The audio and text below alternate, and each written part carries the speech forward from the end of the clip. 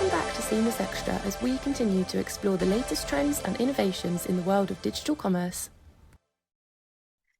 Welcome to our exclusive interview with Cikida Mabusela, General Manager of Grocery and Retail at UberEats South Africa.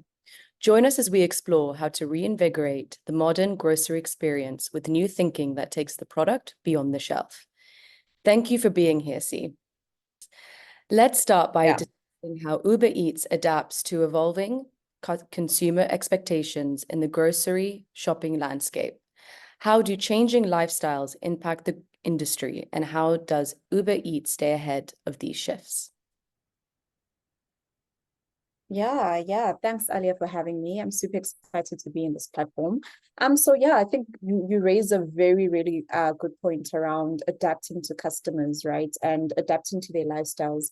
And I think one of the things that we have learned as Uber, I think we very, not so recently anymore, I think it was a year and a half ago, launched UberEats Market, because what we noticed is that there are nuances in customer shopping, especially in grocery and retail, where traditionally there was, you get your full basket grocery, you get your top-up grocery.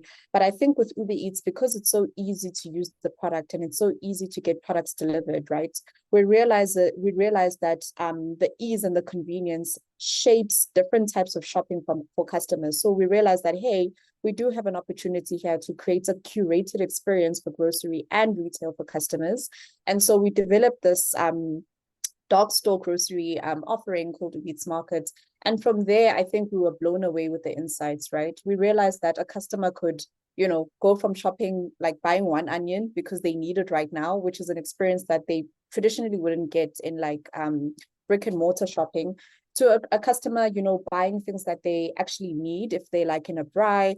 This past weekend, I was at a wedding and we actually didn't have enough, custard for the dessert, right? Which is an experience I never would have had, to be like, hey, I need custard now.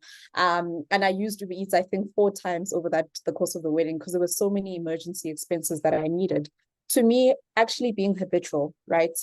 So I think from an habitual perspective, there's an exciting campaign we launched called Fresh Tuesdays, where every Tuesday we have a really good special, which is 50% off our fresh items. And what we realize is now customers' habits have changed. Every Tuesday people are stocking up on their fresh on the app. So I think what we've realized is that lifestyles are adaptable, right? And the speed and convenience at which we offer grocery and retail items has allowed people to have shopping experience that they traditionally wouldn't have in the brick and mortar world, and has allowed them to actually develop new habits that they didn't have before through the offering and through how we offer the different products and selection. Fascinating. Thank you, Cikida. Now, based on this, can you share some innovative approaches UberEats has taken to redefine the grocery experiences? Particularly, I'm interested in hearing about the initiatives focused on increasing convenience and speed for customers. Yeah, that's a really, really good question, right? And I think one of the, there are several, right? So I think our vision is to be a virtual mall of Africa, right? And if you think about the shopping experience in the mall, you go to the food court and you buy food. And then you go to a shopping retail store and you buy clothes. And then you go to a grocery store and you buy groceries, right?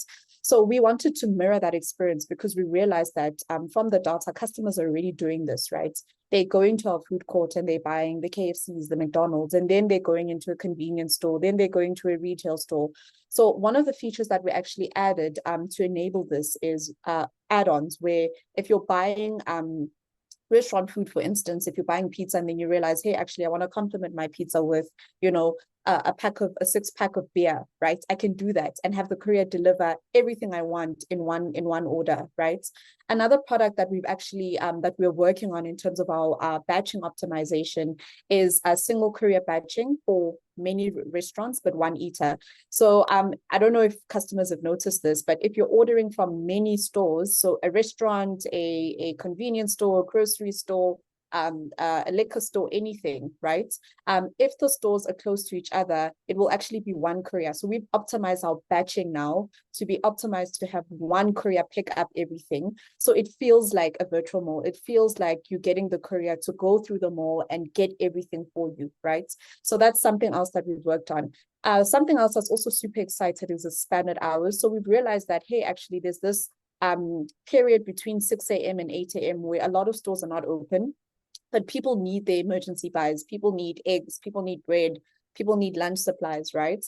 So we've actually expanded our operating hours in some of our geos in those areas, and late night trade, because we've realized that there's this period between 10 and midnight where people are just on the app and want to buy stuff, right? I don't know if you've been through an emergency where it's late and you're having a cough and you need something, and now we've opened that app, right?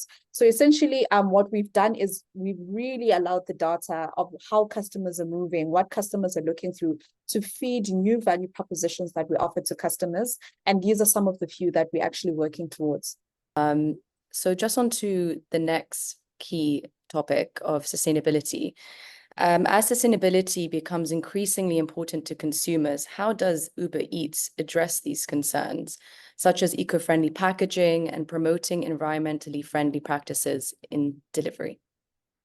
That's a really good question, because sustainability is a big bet for us in 2024, right? So UberEats, like as a like a global business, one of the goals that we set for ourselves is to have environmentally friendly packaging. 80% of all our orders should be environmentally friendly by 2025 and 100% by 2030. So locally, we are working on really, really good initiatives. I can't share yet, but I guess you guys will see it once it's out, across the packaging space, to really partner with our merchants across the packaging that they actually have.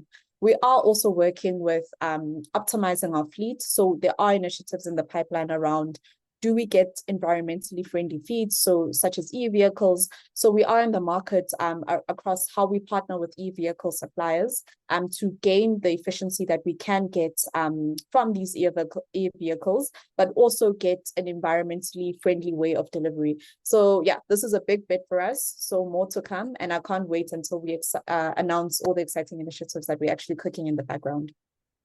I'm looking forward to hearing the new initiatives once they're released. Yes. It's very commendable. Now let's talk about technology. How does UberEats leverage technology to provide personalized product recommendations and offers to customers? And how does this enhance customer relationships and foster brand loyalty? Yeah, that's a really, really good question, right? And I think from a product perspective, in technology, one of the things that we've actually launched is called collections, right? So collections are a item first view. So as most people know, UberEats is store first. So you see like a store, then you click on the store, then you see the items. But collections in grocery and retail are, you open the app and you just see a collection under I don't know, meat or snacks, etc. And you see items first, right? Now, those collections are actually very personalized, right? So if you open your feed, Alia, and if I open my feed, the collections that we'll see are actually not going to be the same. So what we are working on in becoming a virtual mall of the future is that it's a customized mall, right? So can you imagine you are at a mall and you only have the shops that are relevant to you in that mall? Wouldn't that be a dream, right? And that's what we're trying to create. We're trying to be the Netflix of retail, where your Netflix and my Netflix are not going to be the same. It's based on your preferences. It's based on what you like. And that's what we're also working on, where you open the app and the few items that you actually see from a collections perspective relate to the habits that you actually have. So if you are a subscriber of Fresh Tuesdays in South Africa, you would be seeing the fresh items first, because we know that, hey, Alia loves buying her asparagus every Tuesday. So let's show her that first every Tuesday. So we're not yet at like a time of day personalization level yet, but we are at a habit personalization.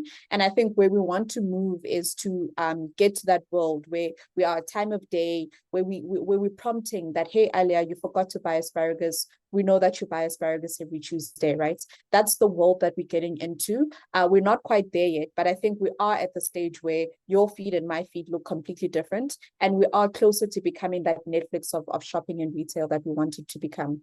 Another thing that's actually worth mentioning is that we also have a family profile that we've launched, because I think what we've noticed is that there is a lot of group ordering that happens on the app, right? Where people are ordering, like takeouts for the whole family on Fridays or month end, etc. There is this group ordering habit that's very pronounced in South Africa, especially around payday. So we've created a family profile so that there is a profile that, the family could have. And it's like the family Netflix account, that account that we all watch movies in, and we've created that, right? So I think we are sort of like navigating all the different use cases from an individual to group, and we're trying to sort of adapt the technology and adapt the ad to cater to all of those. Thank you, C. Lastly, I know we've touched on UberEats' vision for the future and the concept of the virtual mall experience. But I'd like to also just touch on the initiatives like Uber One membership program. How do these endeavors contribute to enhancing the overall shopping experience for users?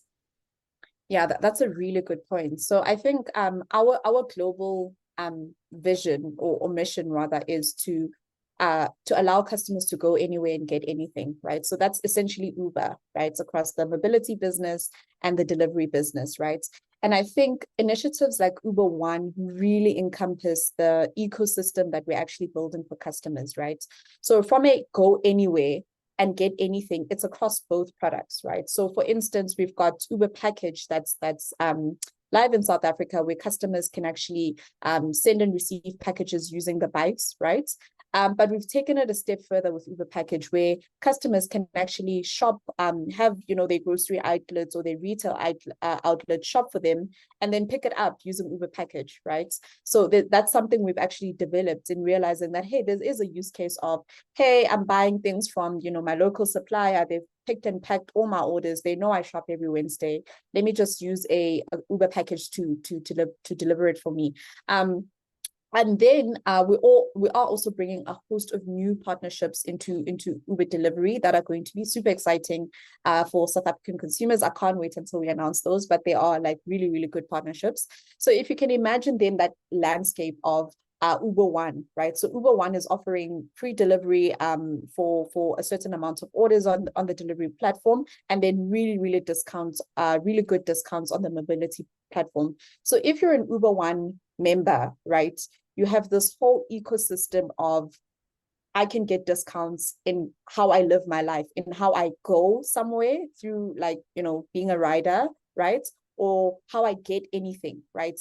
Whether I use Uber Package to get something delivered, I can enjoy those discounts. Whether I'm using Uber Delivery and I get free delivery on like all the grocery and retail, partnerships that we're bringing around.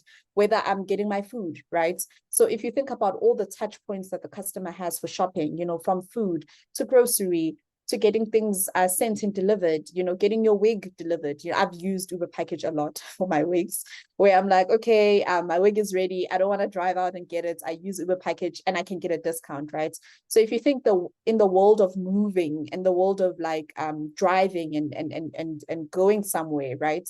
You can get a discount with everything, right? And that's what Uber One is trying to bring to customers, that go anywhere, get anything delivered anywhere at any time, and get a discount for it and be rewarded for it.